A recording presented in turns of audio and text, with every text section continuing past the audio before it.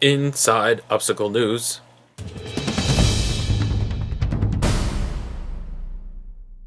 So tell me your name. It's James Appleton. And where are you from? I'm from London, England. And how did you get here? I got invited out, sort of courtesy of my previous history with a race called Tough Guy, which is kind of where this whole thing started back in the UK, this idea of obstacle racing. And because I've done all right in that, I got invited to come and take part and get involved with Spartan and see what I can bring to the table, see if it's competitive. I've definitely heard of Tough Guy before. Tell me, it's been obviously redone here in the US as Tough Mudder. Yeah. But is Tough Guy actually competitive? Is that a timed race? Yes, yeah, it is. Again, there's almost a small element of the guy that runs it, Billy Wilson. He would like it not to be. He wants it to be more about a journey. I mean, we talked earlier in the press conference about people going through personal experiences when you're racing these things where you learn a lot about yourself. And I think he wants to focus on that. That said, you make a race and you bring people to it, they want to win, they want to compete, and that's how I got into it. The first time I turned up, I came third and thought, I want more, I want second, I want first.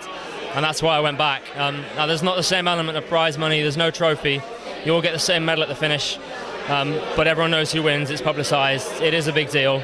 And you get bragging rights for it, but it's not quite on the same level as here. But he's kind of halfway in between. Tough Mudder, I think they took it and they toned the whole idea down, and they made it into a parade, really. But that's their plan, that's their business, and they can do it the way they want to do it. But yeah, it's competitive. It's definitely competitive. I wouldn't have gone back time and time again if I hadn't had that drive to attack it and do better. And how many times have you won it? I've won 3. Yeah, I won 3 in a row.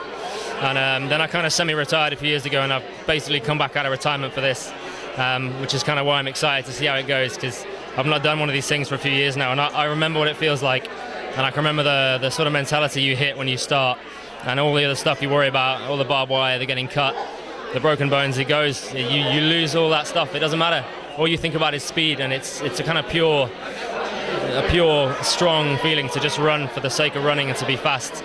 And I'm excited to get that back tomorrow. But yeah, it's gonna be interesting. I want to check I haven't got stale in my old age. But yeah. Okay, now this might not be obvious to everyone, but you look like you're kind of young. Yeah. I get that a lot myself, but I'm like 35. So do you mind telling me how old you are? You want to take a guess?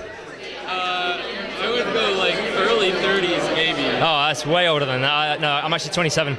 So I'm okay. I normally get like 24, 23, 24. Okay. Yeah, babyface assassin. Well, I was. People often, I think a lot of these things, they kind of, it doesn't necessarily suit the bigger guys always. And I kind of like the whole thing. You turn up and people look at you and they just write you off. They think, he's a skinny guy. He won't be able to do the pull-ups. He won't be able to do the climbing. And then you do, and then you're faster than them. And I kind of like that whole being underestimated. And I think there's going to be a little bit of that here as well. And it's always nice to sort of break people's perceptions of you. Yeah, I definitely think it's a little more up in the air than people think, especially with the caliber of athletes that are showing up here tomorrow. And have you, you've obviously done obstacle racing, but have you done a Spartan before? Never done a Spartan. Never started, never finished. This is an entirely new thing to me. So I think a lot of the obstacles, it's going to be a bit of a journey for me personally, because I'm going to come across this stuff, but I've just never done it before. I've tried to do my research. There's a lot of stuff online. A lot of training tutorials, videos about what I've got to expect. But at the end of the day, I've never done it. So it's going to be, I think I'm at a slight disadvantage in that sense. But maybe I'll bring other things to the table instead. And in some ways, maybe that's a better thing, to not know what you're up against. And that way you just attack it. You're not thinking, you're not stressing about what's around the corner. You just take it as it comes. And maybe I'm kidding myself, but yeah, we'll see. It's going to be exciting. It's going to be exciting to find out as I go through the course what it takes. These guys already know, and I'm one step behind, but I'm going to try and catch them up tomorrow. Well, thanks again for talking with me. It was great to meet you, and good luck tomorrow. Thank you very much. Yeah, hope you do well. Cheers. Thanks.